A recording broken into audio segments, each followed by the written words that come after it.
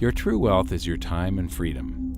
Money is just a tool for trading your time. It's a container to store your economic energy until you're ready to deploy it. But the whole world has been turned away from real money and has been fooled into using currency. A deceitful impostor that is silently stealing your two most valuable assets, your time and your freedom. Welcome to the rabbit hole. We are entering a period of financial crisis that is the greatest the world has ever known. The wealth transfer that will take place during this decade is the greatest wealth transfer in history. Wealth is never destroyed, it is merely transferred, and that means that on the opposite side of every crisis there is an opportunity. The great news is that all you have to do to turn this crisis into your great opportunity is to educate yourself. I believe that the best investment that you can make in your lifetime is your own education. Education on the history of money, education on finance, education on how the global economy works, education on how all of these guys, the central bankers, the stock market, how they can cheat you, how they can scam you. If you learn what is going on and how the financial world works, you can put yourself on the correct side of this wealth transfer. Winston Churchill once said that the further you look into the past, the further that you can see into the future. This program is all about creating your own crystal ball, being able to gaze into the future, being able to change this crisis, the greatest crisis in the history of mankind, into your great opportunity.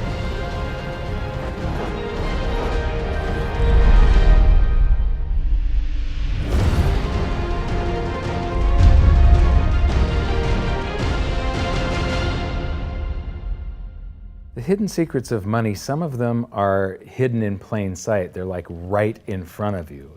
The way the monetary system works is something that isn't actually hidden away from all of us. It's out in the open, but it's complex and people just they can't see how it works. It's hard for them to imagine that we're living in such a hoax. Others are meant to be secret, but the truth is slowly coming out, like the Federal Reserve being a private corporation and not really part of the U.S. government. But when I started studying this, what I found was that there was no place that I could point people to where they could get it all in one spot.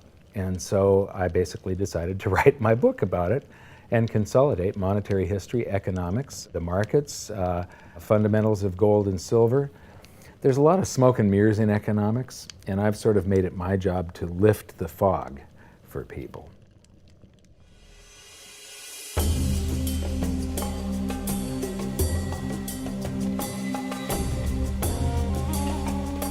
Welcome to Egypt. This is where it all began. Roughly 5,000 years ago, the Egyptians started using gold and silver as their predominant form of currency. But it was not yet money. The pieces of gold and silver that they were using were odd sizes and weights, odd purities, so it still was not interchangeable, where each unit is the same as the next. This meant that nothing really had a price yet. You couldn't put a price of so many coins on something because they didn't have coins yet. Trade was still difficult. It was still a guessing game when it came to the exchange of values. One of the reasons that we are in the financial mess that we are today globally is that people do not understand the difference between currency and money. Currency is a medium of exchange, a unit of account. It is portable, durable, divisible, and something called fungible. Fungible means that each unit is the same as the next unit. $1 in my pocket buys the same amount as $1 in your pocket. Money is all of those things plus a store of value over a long period of time. Even financial planners, bankers, your accountant, they don't understand the difference between currency and money. The currency in your pocket is a medium of exchange. It's a unit of account because it's got numbers on it. It's somewhat durable, it's portable, it's divisible in that you can make change, and it's fungible. $1 in my pocket buys the same amount as $1 in your pocket. But because governments can print more and more and more of it, and dilute the currency supply, it's continually transferring wealth out of your pocket, out of your bank account, to the government and to the banking system. The reason that gold and silver are the optimum form of money is because of their properties. It's an easy medium of exchange because gold and silver store a large amount of value in a very small area. It's a unit of account. Pure gold has the same value all over the planet. So an ounce of gold buys the same amount here in Egypt as it would in China or in the United States. It's durable. The same gold that Egyptians were using in trade 5,000 years ago is still here with us today. It does not corrode.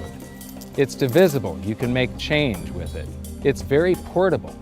You could use something like oil as money. It's just that you can't carry around a barrel of oil on your back. It's fungible. Pure gold is the same wherever it is on Earth. Pure silver is the same wherever it is on Earth. It's limited in quantity. That's the reason that it maintains its purchasing power. Governments cannot print it. Over the last 5,000 years, only gold and silver have maintained their purchasing power. There have been thousands upon thousands of fiat currencies, currencies that are unbacked by gold or silver, and they have all gone to zero. It's a 100% failure rate. Well, fiat currency, of course, is a currency that exists at the dictate or by fiat from a government. You see, they have their printing presses, and the paper money rolls off the printing presses. And then they give it the fiat designation, which makes the currency official. It's just worthless paper.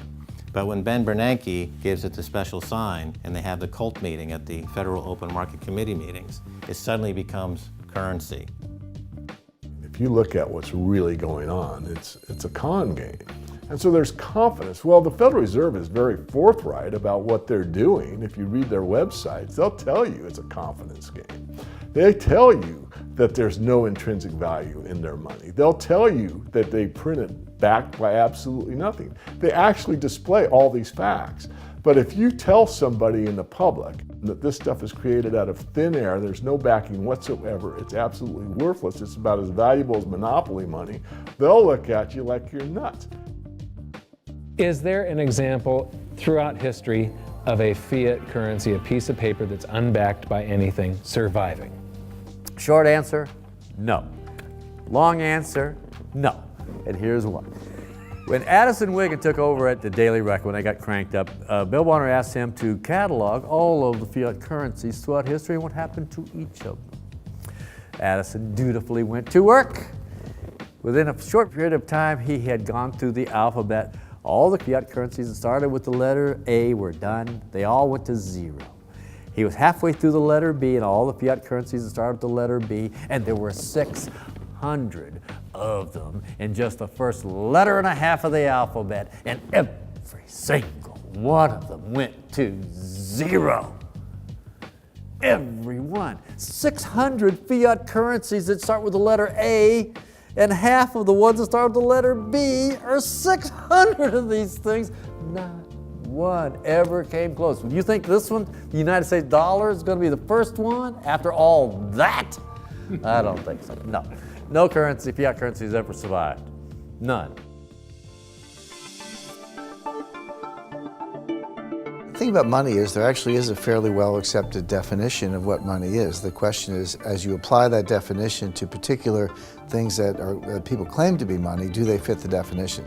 We'll just take the paper dollar, for example. How well does it perform those functions? Well, store of value. The dollar has lost 95% of its purchasing power since the creation of the Federal Reserve in 1913. So not very good as a store of value. One of the things I do is just a way to get the audience's attention is I have a slide, and there are 3 pictures on the slide. One is a pile of monopoly money. The other one is a pile of Federal Reserve notes, what Americans would call paper money. And the other one is a solid gold American Eagle 1-ounce coin. And the title of the slide is, which of these is not like the other? And if you know the show Sesame Street, or you have children who watch it, it's one of the favorite vignettes in Sesame Street. And what it really is a kind of IQ test for 5-year-olds. They're supposed to look at the 3 things and look at characteristics and find the one that's not like the other. Well, I've shown this slide to groups of Ivy League University professors, and I've also shown it to, children, kind of 5 years old, my nieces and nephews and so forth. And when the professors look at it, they say, well, clearly the dollars are not like the others, because gold has no role as money, and monopoly money is junk, and the American dollar is a store of value, so that's not like the other. But the children look at it and they say, well, the gold coin is not like the other, because the other two are just piles of paper, and the gold coin is clearly something different. So my question to the audience is, who's smarter, a 5-year-old or an Ivy League professor? Before World War I, each note that a Treasury issued would say that there have been deposited with the United States Treasury $20 in gold coin payable to the bearer upon demand. The money was in the vault. The currency was a note they gave you that was a claim check, only a claim check on the money, the same as if you go to the dry cleaners and you give them your shirt and they give you a claim check for your shirt. The value is that shirt at the dry cleaners, not the piece of paper that says that you own that shirt. So our currency that circulated was the paper US dollars, and they were claim checks on money. The next hidden secret is the difference between currency and money. Money must be a store of value and maintain its purchasing power over long periods of time. As we progress through this series, you'll learn that national currencies are really a tool used by the government and the financial sector to leech away your time and your freedom by stealing your purchasing power. So rather than storing your economic energy, currencies leak. Now compare that to the gold and silver the Egyptians were using. Like I started with, it still wasn't money because it wasn't interchangeable yet. But they were on the right track, as gold and silver have proven over thousands of years to be the ultimate store of value. Gold is only formed when a star explodes, a supernova, and it stays around forever. This is one of the properties that make it the ultimate money.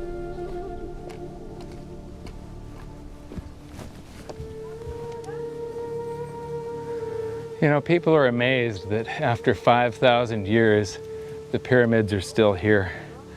But what I'm more amazed at is that the currency that the people that built this were using, that currency, that gold and silver that they were using in trade on a daily basis, is still around today.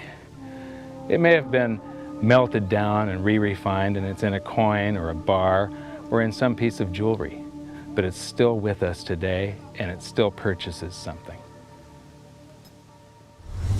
Yes, it is the ultimate money because there is nothing else even in the same league. It's divisible, it's permanent, it's a store of value, it's a unit of account. It's got everything you want out of money, but it doesn't go away, and it can't be increased. That is what makes gold the most beautiful money of all. What more could you ask out of a money? It keeps governments under control. You can maintain a solvent system. Governments don't like gold at present because they're getting away with the fiat currencies, and they'll do everything they can to discredit it as an asset class. I mean, my goodness, gold has outperformed the Dow Jones Industrial Average in each of the last 7 years, yet it's not considered a legitimate asset class. Why? Again, it's the fear that maybe gold will be imposed on the system, that it will constrain government ability to spend beyond its means. They can't print it. They can't print it, no. The proper definition of inflation, I use Milton Friedman's definition. Inflation is an expansion of the currency supply. Deflation is a contraction of the currency supply. If you expand the currency supply, eventually prices will rise. And if you contract the currency supply, eventually prices will fall. This is a pool, but it's not a pool of water. This is the currency pool. And these are prices. And if you expand the currency supply, prices like a sponge in water have to rise to suck up the excess currency.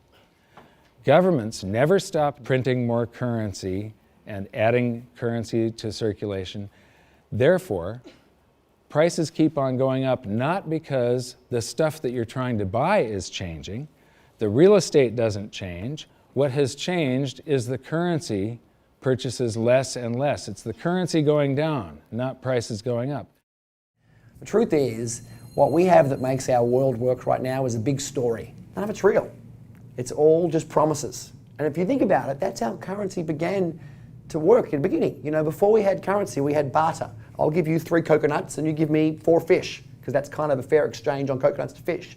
But that got complicated, so we had to invent this thing called money to be a divisible, portable medium of exchange. And the challenge is that we lost that a long time ago when we lost having things of value be our currency. And now we have this thing called numbers and accounts. But trust me, it is not real. It's a big made-up story.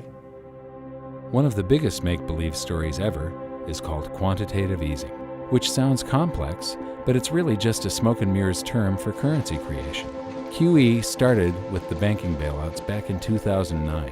This currency was created out of thin air and then given to the banks, who paid themselves record bonuses in reward for crashing the world economy. This is a global phenomenon, but all you have to remember for now is that whether it's QE bailouts or stimulus programs, these are all just voodoo, hocus-pocus terms for increased currency creation. I believe gold and silver will reassert themselves as money. And when they do, there just isn't enough. And their purchasing power is going to go up many, many, many times. Egypt is an amazing place. There's a franticness about it, and utter chaos, especially like the traffic. But when it comes to like all of the merchants that are trying to get every last dime out of you, you get fleeced to the point where you come back with an empty wallet. But you know what? They're amateurs compared to Wall Street. In the past several years, I've spoken in many countries about the crisis that's coming, and a lot of people think that they're going to be okay in their country, that it's only going to happen to the United States or maybe the United States in Europe. But what they don't realize is that this is a global phenomenon. I got to show you something here. This is base currency in the United States. This is the number of paper dollars that exist, basically. It took 200 years to go from no dollars in existence to 825 billion. And then we had the bailouts, and then we had QE1, quantitative easing 1, then QE2, and then we had QE3, and then QE4, and then soon we're going to have QE57 and QE382. And it isn't just here. This is what the Canadian currency supply looks like. This is Australia, South Africa, Russia. Now, this starts out in just the year 2001, and this is like 18 times more currency in existence in a little over a decade. Here's Singapore, same story. Look at that, since the crisis, just bam. India, China, every government on the planet is doing this insane deficit spending and expanding their currency supplies, doing bailouts. And history shows that there is no example of this turning out well. It is sometimes amazing that we haven't experienced more inflation than we have. If they keep expanding the money supply so vastly, why aren't our prices growing faster than they really are? And the answer is that a good chunk of the money that the Fed created has been shipped overseas. I remember early in my research, I heard this expression that the Americans have exported their inflation. I thought, what is that? How can you export your inflation? Put it in a box and send it out? What do you do? Well, now I understand. You export your inflation by simply sending all these dollars that you created to these other countries, and then they send you their refrigerators and their cars and whatever, their TV sets. So you get hardware, and they get little pieces of paper. It's a great deal for the American people for a while. For a while. Sooner or later, all of those pigeons come home to roost. When the time comes, as it looks like it's now coming, when the rest of the world is saying, we don't want to play this game anymore, Uncle Sam's dollars are just becoming worthless, there are too many of them, we've got to find something else other than American dollars, then those dollars start to come back to America. People say, we don't want them anymore, what do we do with them? Once this revs up and we've got this little trickle of money coming back that we previously exported, once it becomes a flood and it starts to rush back, now we are getting our former exported inflation brought back to us, and then we'll see the quantity of money inside the United States grow much more rapidly even than the Federal Reserve can create it, because we're getting a previous money back. And that's when we will really see the tanking of the US dollar in terms of what it will buy. During the second round of quantitative easing, global food prices went up 60%. And this created a humanitarian disaster for the 2 billion people on Earth who live on less than $2 a day. These people were hungry to start with, they became hungrier, and some of them started overthrowing their governments in North Africa and around the Middle East. So quantitative easing was the spark that ignited the Arab Spring. So that's it. When you create money, you get some sort of inflation. It just depends on where the inflation goes. It's all going down, down, down. Peasants are reeling from a game of coins and crowns. Given the premise that you have a permanent underclass or poor class, and how does inflation affect them disproportionately? It affects them basically in the percentage of their income that goes to food. And we see this as a ratio, and we know that there are some danger points. For example, in Egypt recently, once that ratio got to 40% of income going to food and the price of food rising due to inflation, when it got to 40%, that's historically a point where people actually stage a revolution. That's exactly what we saw. The French Revolution, similarly, was all around the price of food getting to a certain critical point where people simply, the risk-reward for revolution was favorable toward revolution. When they print it up, then it all goes down. Well, exactly right, because when you have a runaway inflation, it's punishing the very people who are most productive in society. In other words, the people that produce more than they consume and save the difference. The problem is that those productive people, the savers, save in their national currency. And unfortunately, the national currency is just a fiat piece of paper at this point. So when it's destroyed through runaway inflation, that $100,000 that you were hoping to retire on doesn't exist. And the things that you were going to buy with it and provide for others don't exist either. Now what are you going to do? So that all seems pretty scary. However, this is going to happen, and you can only play the hand that you're dealt. But the great news is that gold and silver always end up doing an accounting of the expansion of the currency supplies. Basically, the will of the public and the free markets. When governments do this kind of stuff to their currency supply, they debase it. Eventually it comes back in inflation. People sense the loss of their purchasing power. They rush back to gold and silver, and they bid the value of the gold and silver up in the country until it meets or exceeds the value of all the currency in circulation. This is a process that's been going on over and over again throughout history, except this time it's happening on a global scale. It has never before happened in all countries at once. And that means that this is the greatest wealth transfer in history. Therefore, it's the greatest opportunity in history, and it's not going to happen again in your lifetime. So now we've learned that your true wealth is your time and your freedom. Money is a trading tool that stores the economic energy that is your time and freedom, whereas currencies leak them away. Gold and silver are the ultimate money simply because of their properties. Fiat currencies are based solely on confidence and always return to their intrinsic value of zero. Governments don't like gold because it imposes restraint. Rising prices are a symptom of an expanding currency supply, and gold and silver always account for an expanding currency supply.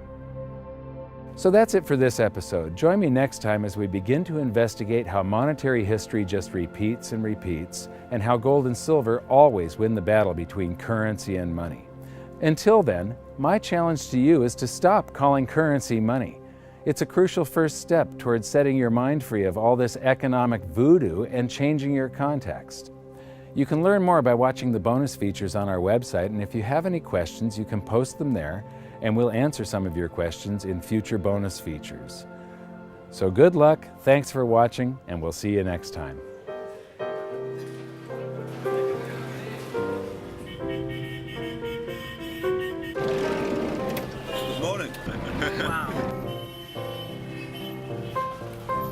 What does fiat mean? It comes from the Latin for crappy car.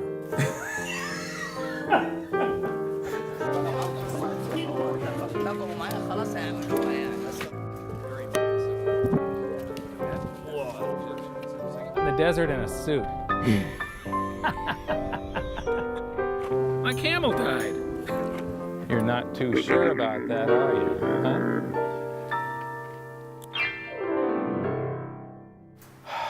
I am ready for a good long nap. Hi, welcome to this bonus feature for the very first episode of Hidden Secrets of Money. And this is currency versus money. So that's the major topic that